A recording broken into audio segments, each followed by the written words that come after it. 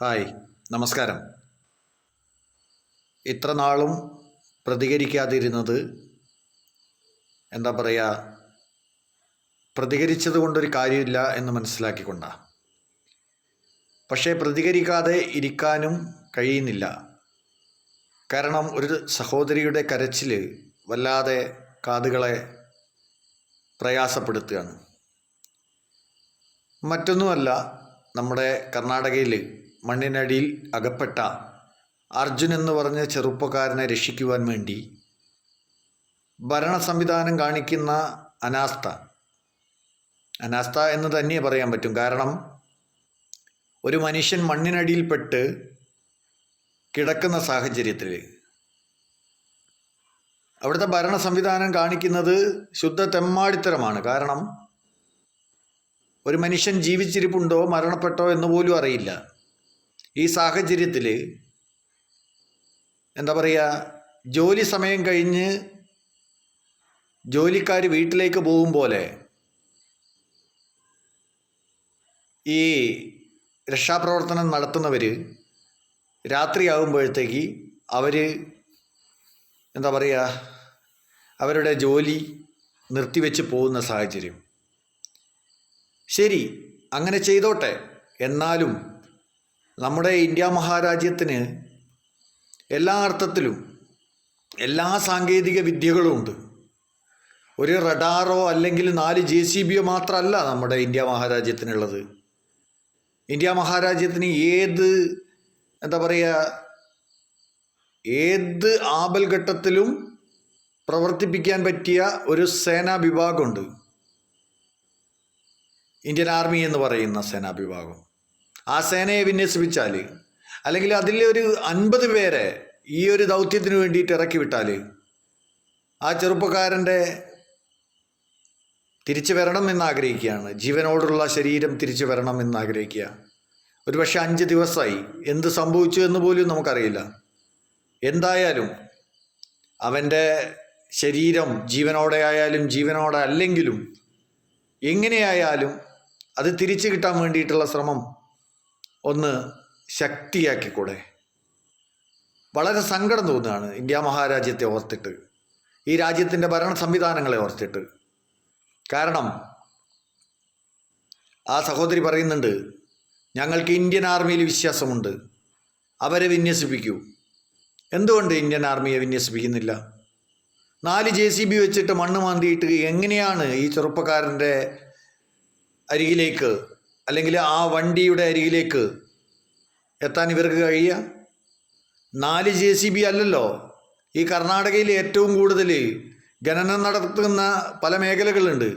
ഒരു 50 JCB വെക്കേണ്ടടുത്ത് 50 JCB വെച്ചൂടെ? ഇവരുടെ ഒന്നും കുടുംബ വീട്ടിൻ്റെ സ്വത്തോ അല്ല, ഇന്ത്യ മഹാരാജ്യത്തിൻ്റെ സ്വത്തിൽ നിന്നാണ് എടുത്ത് ചെലവാക്കുന്നത്. അപ്പോൾ അത് വൃത്തിക്ക് ചെയ്തൂടെ?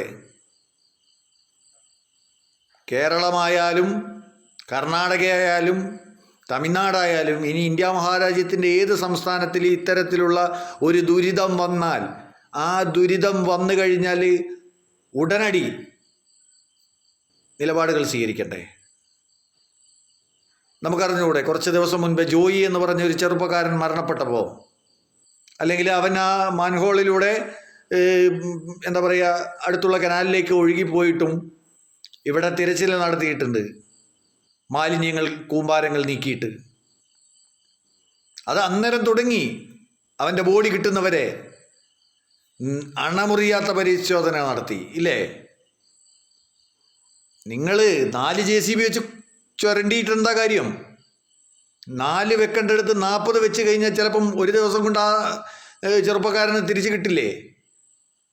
എന്തേ JCB ഇല്ലേ? ഈ രാജ്യത്ത് JCB ഇല്ലേ? നിങ്ങളെ ഭരണ സംവിധാനത്തിന് JCB ഇല്ല എന്ന് ഒരു വാക്ക് പറഞ്ഞിട്ടുണ്ടെങ്കിൽ ഇവിടെ ഡ്രൈവർ അസോസിയേഷനും മറ്റു കാര്യങ്ങളും ഒക്കെ ഉണ്ട്. കേരളത്തിലും അതുപോലെ തന്നെ സംസ്ഥാനത്തിൻ്റെ പല ഭാഗങ്ങളിലും പലതരത്തിലുള്ള നവമാധ്യമ കൂട്ടായ്മകളുണ്ട്. ഡൈവേഴ്സിന് വേണ്ടിയിട്ടുള്ള, JCB വർക്കേഴ്സിന് വേണ്ടിയിട്ടുള്ള, ക്രെയിൻ വർക്കേഴ്സിന് വേണ്ടിയിട്ടുള്ള, അങ്ങനെ ഈ രാജ്യത്തിൽ ഏതെല്ലാം തരത്തിലുള്ള വർക്കേഴ്സ് ഉണ്ടോ അവർക്കൊക്കെ കൂട്ടായ്മയുണ്ട്, സംഘടനയുണ്ട്. ഒരു വാട്സപ്പ് സന്ദേശം മതി JCB അവിടെ നിറഞ്ഞ് നിൽക്കും. നിങ്ങൾ ചെയ്തോ? എന്തിനാണ് പറയുന്നത്? ഇന്ത്യൻ ആർമിയിൽപ്പെട്ട ഒരു 10 ചെറുപ്പക്കാരെ വിട്ടിട്ടുണ്ടെങ്കിൽ, അവരുടെ സാങ്കേതിക സഹായം കൂടിയും കിട്ടിയിട്ടുണ്ടെങ്കിൽ ആ ചെറുപ്പക്കാരനെ തിരിച്ചെടുത്തുകൂടായിരുന്നോ നമുക്ക്? ഇപ്പോഴും അവസാനം കേൾക്കുന്ന വാർത്ത പണി നിർത്തിപ്പോയി. ഒരു മനുഷ്യൻ്റെ ജീവന് വില കൽപ്പിക്കാത്ത ഭരണ സംവിധാനമാണ് ഇന്ത്യ മഹാരാജ്യത്തുള്ളത്. വളരെ പുച്ഛം തോന്നുകയാണ്. രാജ്യത്തിൻ്റെ ഇത്തരത്തിലുള്ള നിലപാടുകളോട് വളരെ പുച്ഛം തോന്നുകയാണ്. ഒരു ചെറുപ്പക്കാരൻ ആ വീടിൻ്റെ അത്താണിയാണ്. ആ വീട്ടിലേക്ക് ഒരു നേരത്തെ ഭക്ഷണത്തിന് വേണ്ടിയിട്ട് ലോങ് ട്രിപ്പൊക്കെ പോയി കഴിഞ്ഞാൽ കുറച്ച് സാമ്പത്തികം അധികം കിട്ടും. അങ്ങനെ പോയതാണ്. പറക്കാൻ പറ്റാത്ത ഒരു കുഞ്ഞുണ്ട്, അമ്മയുണ്ട്, ഭാര്യയുണ്ട്, എല്ലാവരും ഉണ്ടാക്കും ചെറുപ്പക്കാരന്. നാളെ ഈ അർജുൻ്റെ ഗതി മറ്റൊരാൾക്ക് വരാതിരിക്കണമെങ്കിൽ കൃത്യമായ രീതിയിലുള്ള നിലപാടുകൾ സ്വീകരിക്കണം. എനിക്കെൻ്റെ കേരളത്തിൻ്റെ മുഖ്യമന്ത്രിയെയും അതിൻ്റെ പരിവാരങ്ങളെയും എനിക്ക് വിശ്വാസമുണ്ട്.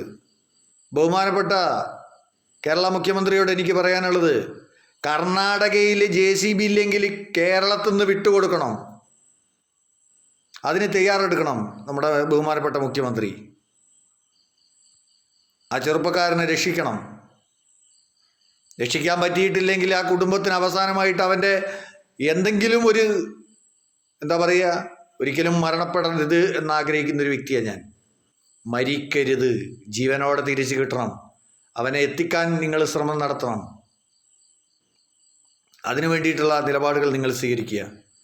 കുറേ ദിവസമായി ഇതിനെതിരായിട്ട് പ്രതികരിക്കണം എന്ന് വിചാരിക്കുന്നു. പക്ഷേ പ്രതികരിക്കാൻ മനസ്സില്ല. കാരണം എന്തിനീ പ്രതികരിക്കുക? ആർക്ക് വേണ്ടി പ്രതികരിക്കുക? ഞങ്ങൾ വെറും നികുതി പണം തരാനുള്ള വെറും എന്താ പറയുക കോവർ കഴുതകളാണോ നിങ്ങളുടെ മുന്നിൽ? പട്ടിണി പാവങ്ങളാണെങ്കിൽ പോലും നികുതി പണം നിങ്ങൾക്ക് യഥേഷ്ടം. റോഡ് ടാക്സ് ആണെങ്കിൽ യഥേഷ്ടം തരുന്നു, ബിൽഡിംഗ് ടാക്സ് ആണെങ്കിൽ യഥേഷ്ടം തരുന്നു, മറ്റ് ടാക്സുകളെല്ലാം ഞങ്ങൾ യഥേഷ്ടം തരുന്നു. എന്നിട്ട് ഞങ്ങളുടെ കൂട്ടത്തിൽ ഒരുത്തന് ഒരു അപകടം വരുമ്പോൾ, ഒരു ആപൽഘട്ടത്തിലെത്തുമ്പോൾ അവനെ സംരക്ഷിച്ച് നിർത്തേണ്ടത് ഇന്ത്യൻ ഭരണ സംവിധാനത്തിൻ്റെ ഉത്തരവാദിത്തമാണ്. ഈ രാജ്യത്തെ പ്രധാനമന്ത്രിയുടെ ഉത്തരവാദിത്തമാണ്. പ്രധാനമന്ത്രിയുടെ കീഴിൽ നിൽക്കുന്ന എല്ലാ മന്ത്രിമാരുടെ ഉത്തരവാദിത്തമാണ്. ഇവിടുത്തെ MP-മാരുടെ ഉത്തരവാദിത്തമാണ്, MLA-മാരുടെ ഉത്തരവാദിത്തമാണ്. എന്തിനേറെ പറയുന്നു, പഞ്ചായത്ത് പ്രസിഡന്റ്, പഞ്ചായത്ത് മെമ്പർ വരെ ഉത്തരവാദിത്തമാണ്. ആ ഉത്തരവാദിത്തങ്ങൾ കൃത്യമായി നിലപാടുകൾ സ്വീകരിച്ചുകൊണ്ട് നിങ്ങൾക്ക് മുന്നോട്ട് പോകണം. അത് മുന്നോട്ട് പോകാൻ നിങ്ങൾ തയ്യാറാവുകയും വേണം. സത്യം പറയെ പുച്ഛം തോന്നുകയാണ്. നിങ്ങൾ മറ്റു രാജ്യങ്ങളെടുത്ത് പരിശോധിച്ച് നോക്കൂ. മറ്റ് രാജ്യത്ത് ഒരു വിഷയം നടന്നു കഴിഞ്ഞാൽ അത് ക്ലിയർ ചെയ്യാതെ ആ രാജ്യത്തിൻ്റെ പ്രധാനമന്ത്രി ആയാലും ഇനി രാജാവായാലും ഏതവനായാലും ഉറങ്ങില്ല. പക്ഷെ നമ്മുടെ രാജ്യത്തിൻ്റെ അവസ്ഥയൊന്നും എടുത്ത് പരിശോധിക്കണം. അവിടുത്തെ മുഖ്യമന്ത്രി ഇവിടെ കോട്ടക്കലിൽ സുഖചികിത്സ നടത്തുക, എന്നാലോ അവിടെ വേണ്ട രീതിയിലുള്ള സഹായങ്ങൾ ചെയ്തു കൊടുക്കണ്ടേ? ഒരു ചെറുപ്പക്കാരൻ മണ്ണിലടിപ്പെട്ടിട്ട് നാളിതുവരെ ആയിട്ട് 5 ദിവസമായി 4 JCB ഇട്ടിട്ട് കളിക്കുക അവർ. പുച്ഛമാണ് തോന്നുന്നത്, പുച്ഛം. ഈ രാജ്യത്തെ ഭരണ സംവിധാനത്തോട് പുച്ഛം തോന്നുകയാണ്. ഇനി ഇത് പറഞ്ഞതിൻ്റെ പേരിൽ എന്തെങ്കിലും കേസ് വരികയാണെങ്കിൽ എനിക്ക് മത്തായിക്ക് പൂടാന്ന് പറഞ്ഞിട്ടുണ്ട്.